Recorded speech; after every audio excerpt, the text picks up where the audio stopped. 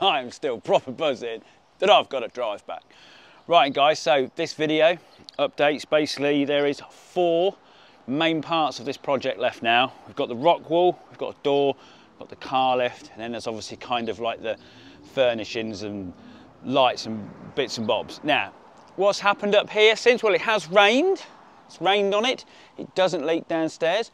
That's a good thing. Also, I've redone this neighbour's fence as well, because I thought, he looked at that one and he was like, Colin, I like a bit of that. So I've done his as well.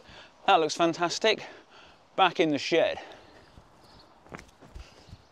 Well, people, now this video is sponsored by Insta360. I have to tell you that at the beginning. And the new X5 camera that has now got a feature I've been asking for a long time. So, where are we at? Well, this project feels a lot different now. I feel like I'm in another stage because the room's built and everything now is going to be in the dry or on a workbench. So there's no concrete, there's no mud, there's no rock, and there's no water. The rain can't affect everything else that happens for me now, pretty much, which feels good. Now, not much has happened since the last video because I've had Maker Central, which takes a little bit of organising. Thank you to everybody that came and brought your rock pieces.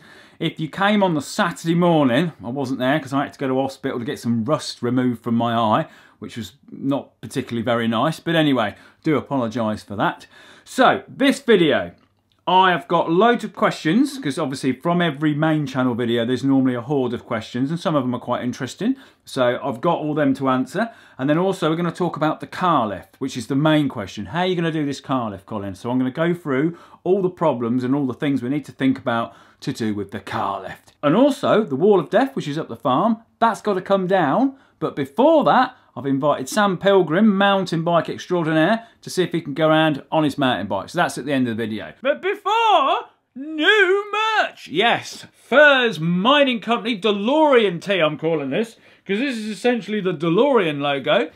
On the back, we've got all the plans for the construction of said garage. Very nice. Now, I really like this tee. This is a very ColinFurze tee, and it is black, it's minimal, it's not in your face, small logo, cool stuff on the back. Yes. Now, there is limited stock of this, of course, because I sold quite a lot of it at Maker Central, so get it while you can. There is tees, and there is hoodies, and of course, there is kid sizes as well. So if you're smaller, you can get them. That's all good. And there is also going to be a, like, silver version, because this is the black one. There is also a silver version. I should also add as well, with all my merch, I always make sure it is the best quality I can possibly get. These hoodies are super thick. The t-shirts are super durable. They're not those thin, stretchy rubbish things that you can get elsewhere. No, proper good. And then last of all, Tunnel Dirt. Yes, I can't believe you even bought this anyway, but it always sold out. This is the very last batch because this came out of the garage just where the car lowers down towards the path at the front. That's where it also come from. I saved it in buckets. It was outside my dining room window for ages. There's not many more jars of that left because, again, I sold a load at Maker Central. So, oh, also, all the jars are signed and numbered by myself. Never mind all your selling stuff now, Colin.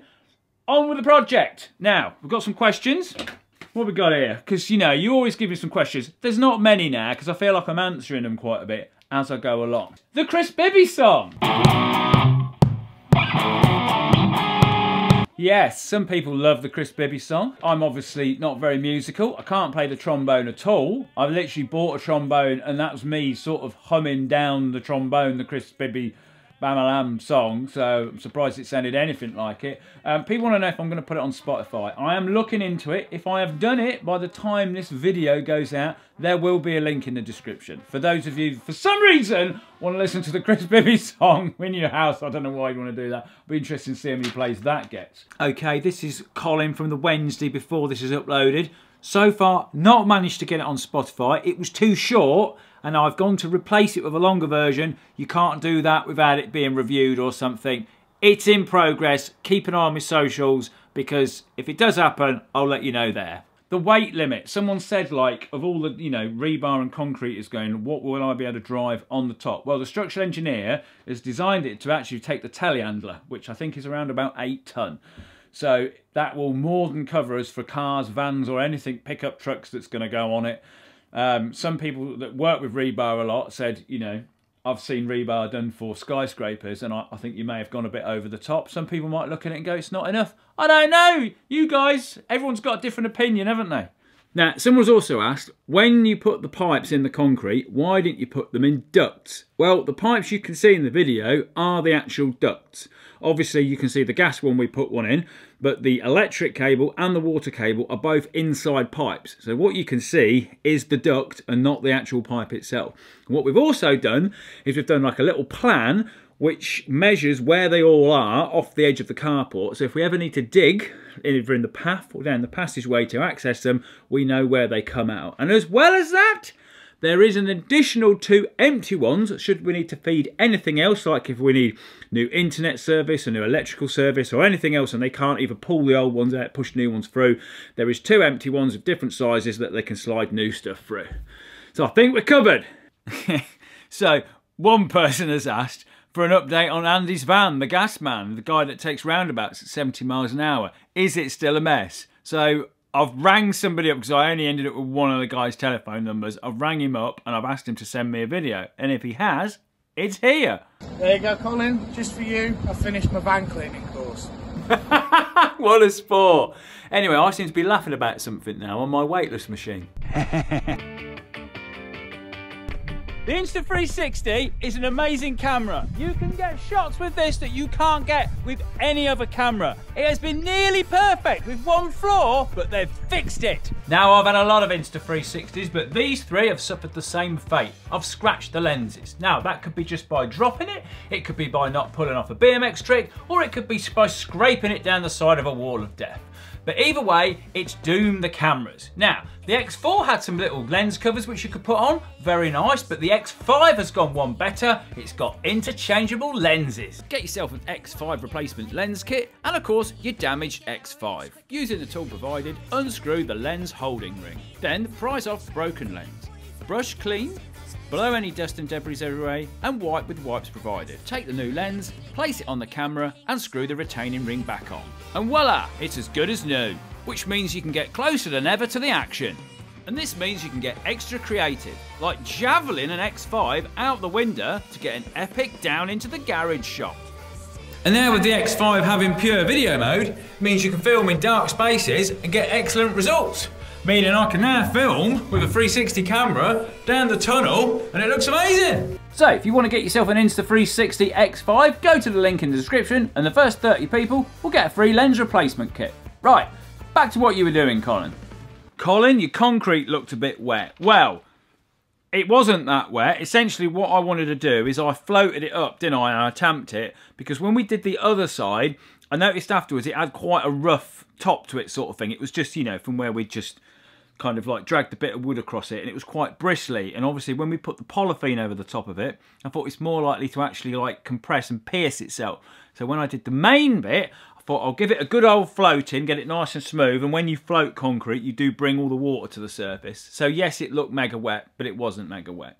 Okay, this is going to be tricky to film, but someone said when we rolled the scaffolding over, that was a great testament to how equal the ceiling heights were, that I could roll it from there to there and it would slide straight under this one. So I have got my little laser measuring thing. So let's see what it is here. Where am I going? Onto the middle. Back a bit. 3203. Right, so we've got 3203. I don't know if you can see that because I can't see my screen. And then go down here again.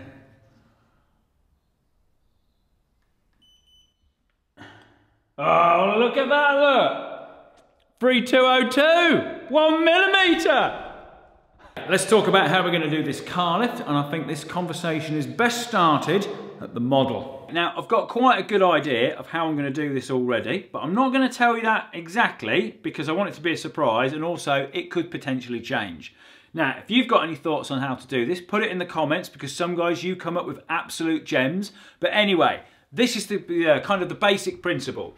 The lid will be the flat lid, which will go over the top, sit in my little gutter recess. When the car comes up, this will come up with it. Car drives off or car drives on, it all goes back down again and it seals up. Now, some people have spoke about having the lid kind of flip up like this, a bit like Thunderbirds with like the trees parting. I don't want to do that, mainly because I think it's an extra leak because you've got another join. But also, when the car is up in this position, if you've got the two sides here, you won't be able to get out of the car and just walk across to the front door. I don't like that, so we're not doing that.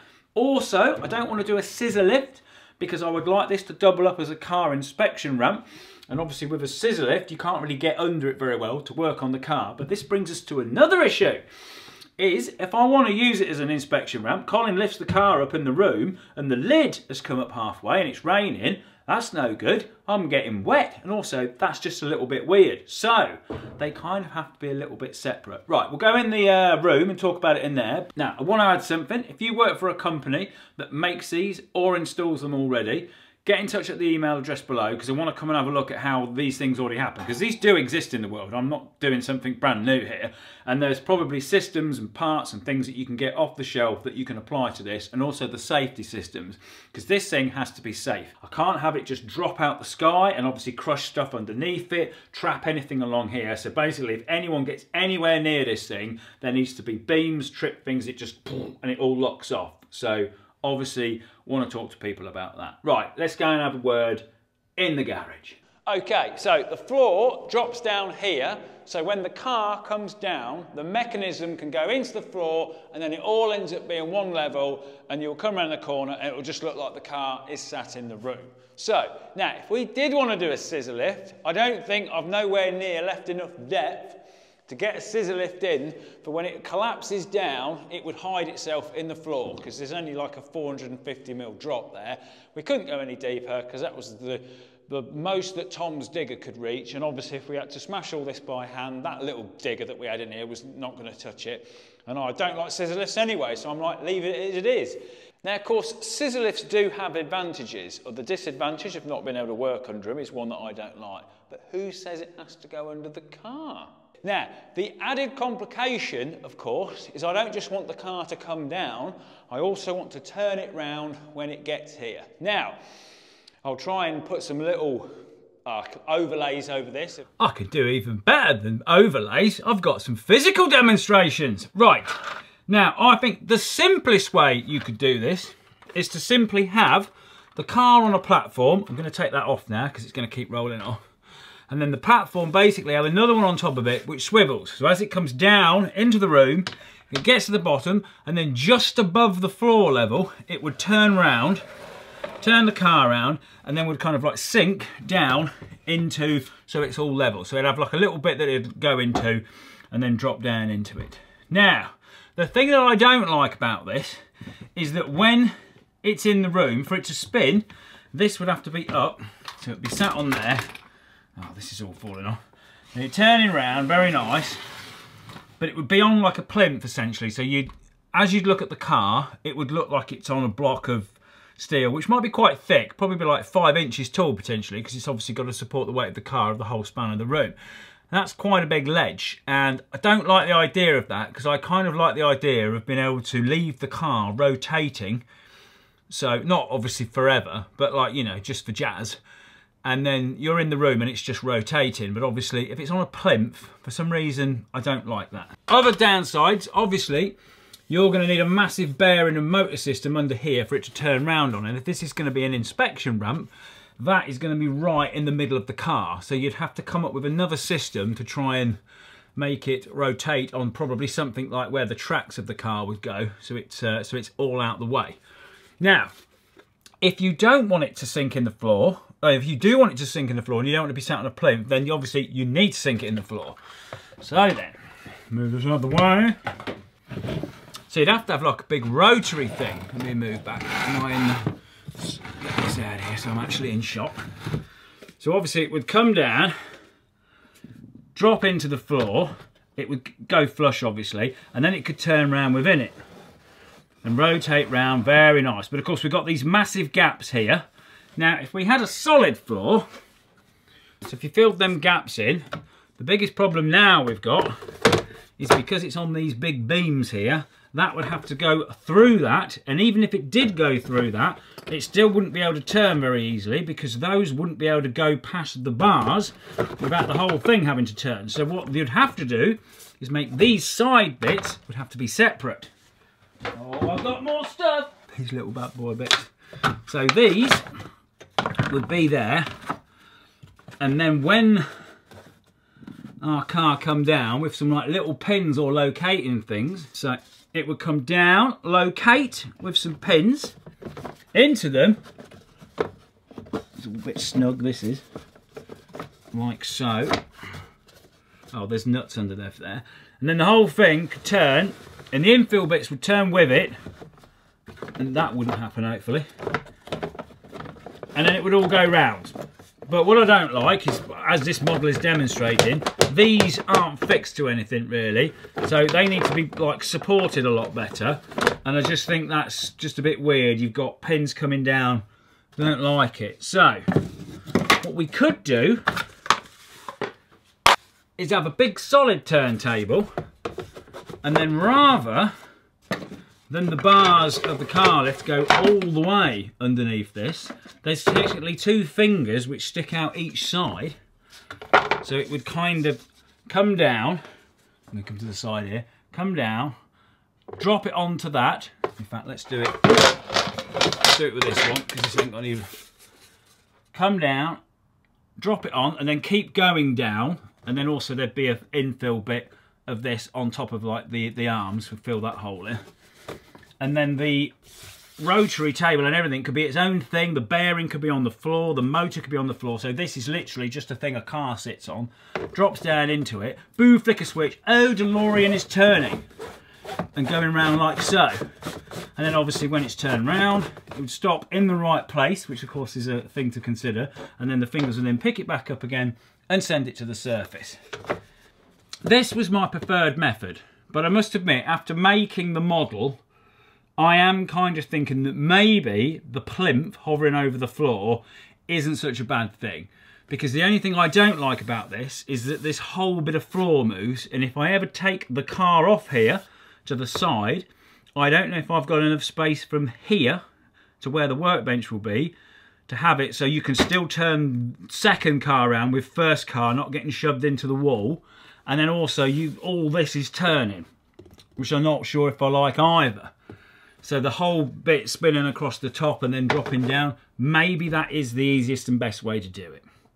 But anyway, now you can see my dilemma. Now, one of the other things we need to consider is this ledge up here, this RSJ. Now, the structural engineer needed that because obviously where this whole room goes along, you've got all the forces of the ground pushing this way, so that runs across the whole of the building. But of course in this bit, it's exposed because I wanted this wall to be flush with this wall, so it kind of sticks out as a ledge. Now, we could use this to sink some of the lift into that recess, so some of it comes up here, and then like the bits that connect onto the top bit are in front of it, but obviously that creates like a bit of a two-stage thing, what we've got to worry about. But also, you've got to think about the car is going to be sat on a platform, and if that's fixed to something, that needs to be able to get all the way to the surface. So if that's fixed to the thing that sits behind the ledge, it would stop just there, and then it wouldn't be with the surface, so it would have to be higher. Now, another complication comes, is the distance from the bottom of that ledge to the surface is bigger than the hole in the floor. So you couldn't just have it go into the floor when it comes down, because they're two different measurements. That one's bigger than that one. So there's got to be some sort of disparity. And this is like the bit I was talking about, is I'd like the car to be able to lift up inside without the lift going up. So the two have to be detached. More complications, Colin. And then, of course, we've got how is it going to lift up? If Colin doesn't like scissor lifts, how is this thing going to go up? Now, of course, we could use cables like they use on car ramps that you get in garages. That's really good because you can level them and balance them really well, and it's just one hydraulic ram which pulls 4 cables, which pulls the whole thing up. Now, the other issue with them is you need really good safety measures, so if a cable snaps, or if all 4 of them snap, it locks off and it doesn't go anywhere. Now, when you're in a car garage, I don't know if you've ever heard them when they lift the car up, but sometimes you can hear like a click, click, click, click, click as it goes all the way up. That is basically like the ratchet system which goes up, so if it does fail, it locks on and it comes down to them. And then when they pull it, and hold it down. They sort of hold in them ratchets out, so they come out, but there still needs to be another system, because obviously if you're holding them out and something goes wrong, then it could just drop down. I mean, you could let go of it, but you can't rely on that. So you need really good safety systems, so if cables fail, it locks it off. Now, a slightly safer method would be to have lead screws, because basically on lead screws, you have like two nuts. You have the main nut, and then you'll have like a sacrificial one underneath it, which I think sits slightly looser, but as the top one wears, that one would sort of take hold and be like its safety thing. So you've kind of got two basically, and I'm not sure what happens if the top one wears completely, whereas there's something that tells you your top nut's gone, you need to replace it. But either way, if a lead screw fails, the whole thing doesn't just fall out the sky, it just stops and gets all twisted and sort of locks off. So that's kind of cool. But if you've got 4 lead screws, which is what I'd need, because lead screws are normally only used on 2-post lifts, every single one of those 4 lead screws has to be turning at exactly the same speed, or else you'll end up, they'll all go wonky. So each of them has to be turning at exactly the same speed. So do you link them all mechanically? If you can imagine like a massive chain going round, so they're all kind of mechanically linked. Or, of course, nowadays we've got big powerful stepper motors. Are they electronically linked? So they're all talking to each other. They all know what RPM they're going, how many clicks or steps they've been round, as a stepper motor would know, and then they would go up simultaneously like that. That is also an option. Now, as well as that, I've also seen some systems which look like they're on either a rack and pinion or some sort of tracking system, because there's like a really thin bar. I can't see any cables and I can't see any lead screws. So there's an interesting option there. What about 4 hydraulic rams, Colin? 1 in each corner. Push them all up, push them all down. Great for safety. You could just have pilot check valves on them if there's any oil pressure loss or anything. It locks the whole thing off. Brilliant. I like that. Thing we need to consider, obviously a hydraulic ram can only extend out the same length that it is. So technically, you'd only be able to go halfway up the wall, because if you had that stood there, it could only go up halfway, unless of course you had a multi-stage ram, which goes out and then another one goes out and another one goes out. I don't know how commercially available they are. You can get them. And then another thing is they all need exactly the amount of oil pressure and oil flow, so they all go up at the same time. And I think that requires some weird, complicated valves. But it's worth considering.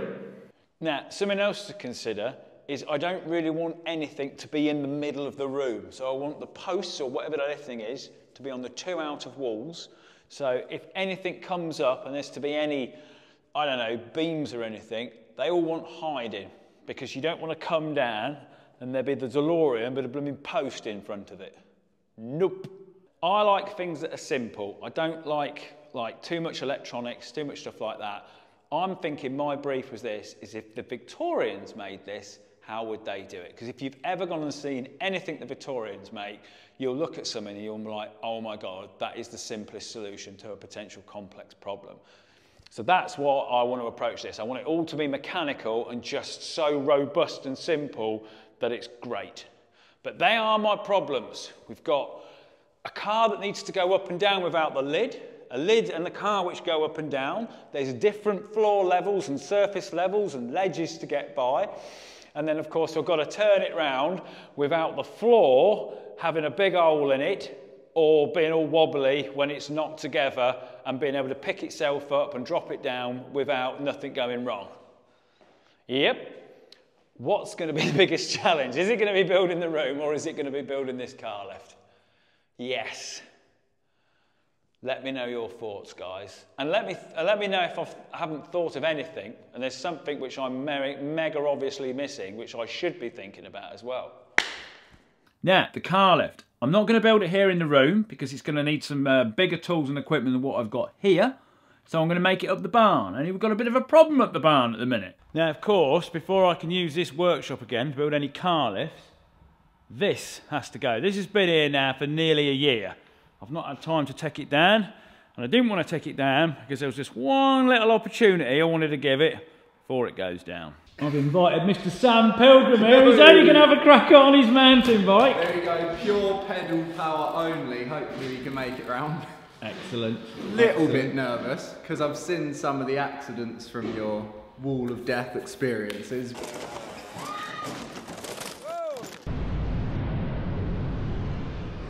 But I'm sure we can make it happen.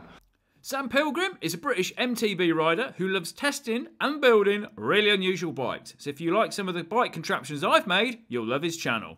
So years ago, on the old Wall of Death, I did have a small go on a bicycle, but that one was so bumpy, you couldn't do it. You were bouncing all over the place. But anyway, I don't think I've quite got the skill set for it. So this guy hopefully has.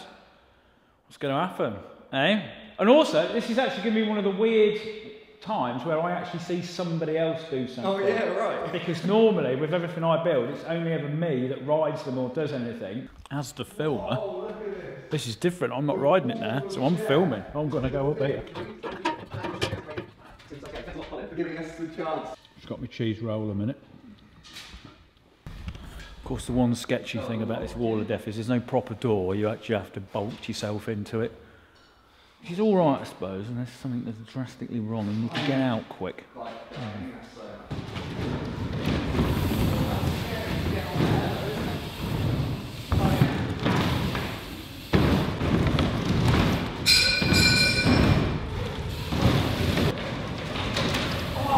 that's good, that's good. Oh, that's nearly half, that was. That's got to be nearly half.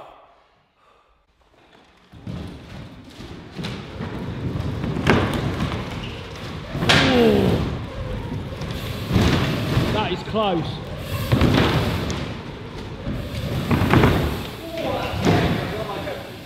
Oh, that's unbelievable. It makes me so dizzy though.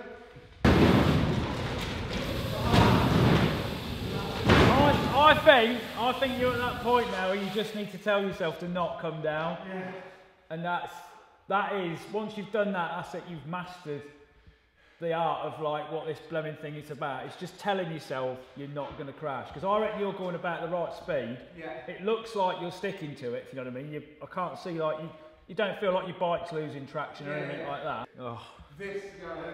This is the tricky bit.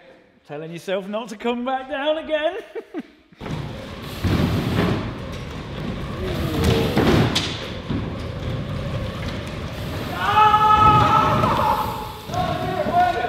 He's only gone and done it, the old boy.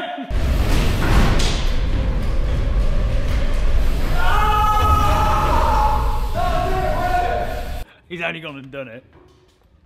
Well done. Yes, well done, Sam. Well done. Respect. A lot of respect.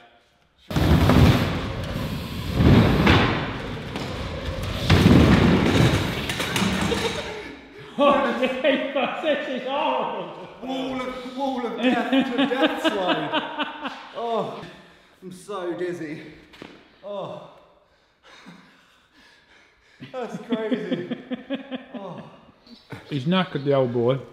So we're going to electric power now. Yeah, this could be a whole new level of scariness, but it's going to work. Let's try it. To see the full story, check out Sam's video, link in the description.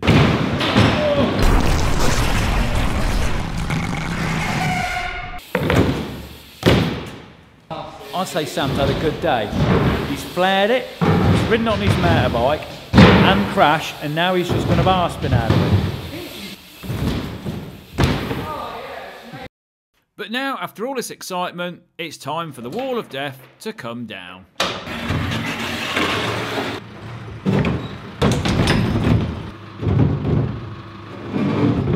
There, we got it hooked on there. This little contraption here that goes on the telehandler, basically, that was the difference in me being able to build this or not, because I tried to put it up without it, whole lot just fell over, and then it smashed all my lights off, put a big hole in it, if you remember. Right, is that undone now, Rick? Yep. Right, I'll try and get it out.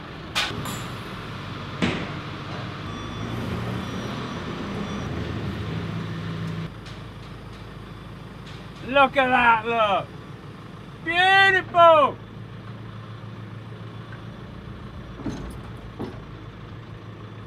Oh, don't clip the door. Spin around! Oh yeah. What What are you saying then, Colin? Well, I say that's the last piece, Rick, and that's Wall of Death gone. They are. We've got some space. Okay, we've got a nice clean barn now, ready to build a car lift in, but what is going to happen to the Wall of Death? Now, if you're a skate park, if you're a bike park, or anything that thinks you've got a bit of a use for it, because the chances are it's just going to sit outside now, and it will probably go to wreck and ruin, so might get put up in the future, who knows. But if you're somebody that thinks you could use that or utilise it, having a ColinFurze Wall of Death in your skate park might be pretty cool. Get in contact with me, see if we can work something out. Okay, so that's where I'm at the minute. Next video, hopefully, will be the 3D printed rock wall. Then it will be my door. Then it will be building the car lift. And it's quite funny because obviously reading the comments, some people are going to be sad when this is over. And there's obviously some people which will be glad when it's over and I can go back to doing sort of projects that I used to do, like the motorised stuff, the crazy projects. So I'm sort of in between really because, you know, I am loving this, but at the same time, I do want to do something else as well, but it kind of feels different now because I'm building stuff that goes in the room rather than building the room. Anyway, of course, if you are someone that can help with a car lift, you're a company that makes car lifts and something, get in touch at my email address and then I'll get in contact with you. T-shirts, I really love this design. Get them while you can. Thank you very much for all your support and I'll see you in the next one. Oh, and well done to Sam, of course, for riding the Wall of Death. If you want to check out his other videos, it's all linked in the description. There's links everywhere.